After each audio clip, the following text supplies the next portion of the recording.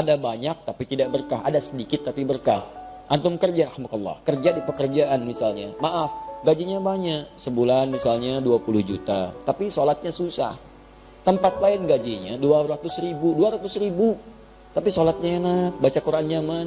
Pilih mana? Sedikit tapi berkah, banyak tapi gak berkah. Tidak ada pilihan ketiga, gak usah nekat kan. Pilih mana?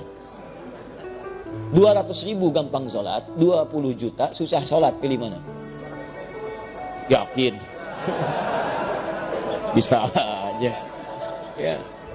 Itu gak mudah tuh, gak mudah. Gak mudah, tapi orang beriman tuh tahu.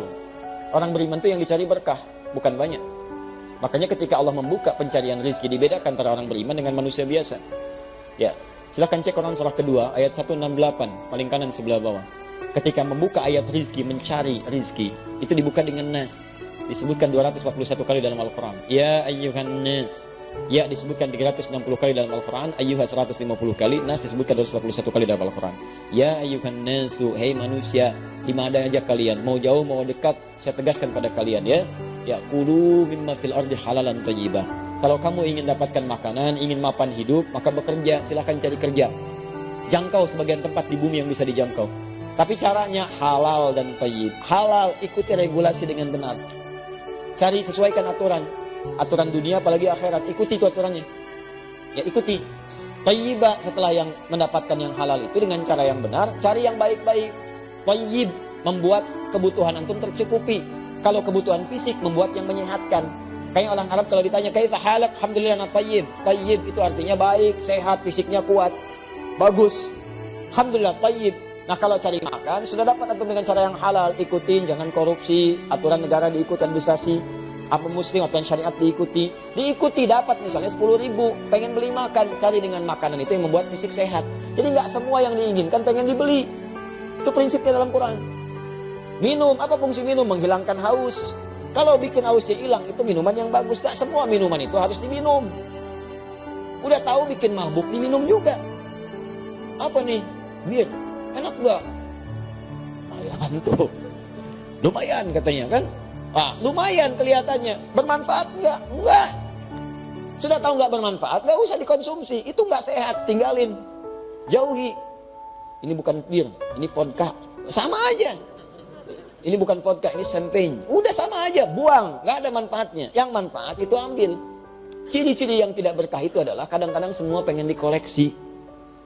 Ya, padahal belum tentu butuh. Ya, mohon maaf, variasi itu boleh, tapi berlebihan itu yang tidak boleh. Aduh, mah minum dong.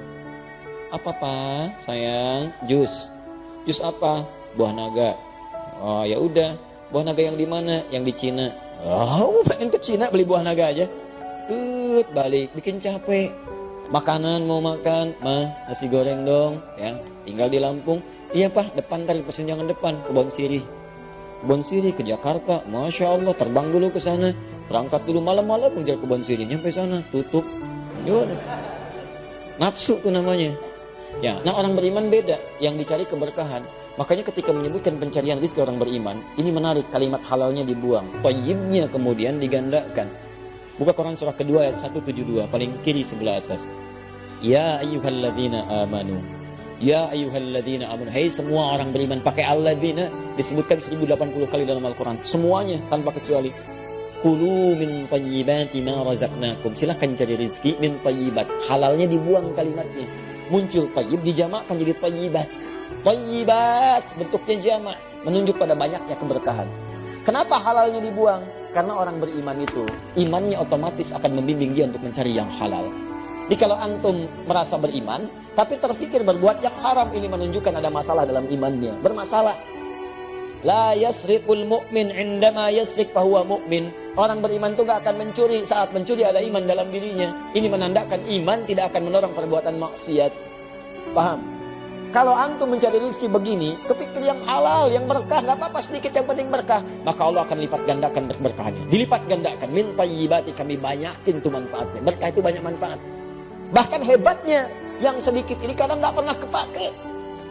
Saya punya teman dulu di Libya, berangkat ke sana sama-sama. Orang awak teman kami itu, Giting. Dia bawa $50 Pak. Berangkat ke sana 4 tahun. nggak kepake. $50 4 tahun. Nggak kepake. Bahkan dia berusaha berkhidmat dengan uang ini, membalas jasa ibundanya, saya pengen hajikan ibu saya. Dan berhasil. Ada keluarga penghafal Quran. Itu Masya Allah, luar biasa itu. Saya sering sampaikan kisah ini karena inspirasinya bagus. Ini Pak, istrinya penghafal Quran. Nyata ini. Punya sanad. Suaminya demikian. Anaknya juga hafal Quran. Suaminya kerja mungkin di tempat yang menurut sebagian orang kecil lah. Buruh kuli. Hebat tuh. Istrinya sedang ke sawah, bawa suluh. Nyambut suami macam-macam. Tapi Allahu Akbar, setiap datang tamu ke rumahnya, itu sajian luar biasa lengkap. Ikannya, buahnya, macam-macam. Dan dengan bahagia dia katakan, Alhamdulillah ya, Allah kasih Abi luar biasa. Setiap pulang bawa uang banyak, 500 ribu. Banyak. Rasanya begitu. Dan setiap ada buah, dia dapat buah. Tetangga bawa buah. Waktu makan, tetangga kirim makanan. 500 ribu awet Pak. Ada keberkahan di dalamnya.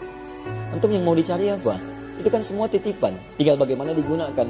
Yang saya sayangkan kadang-kadang, kita tidak mengeluarkan petunjuk Quran dalam kehidupan. Harta itu titipan untuk mendapatkan surga.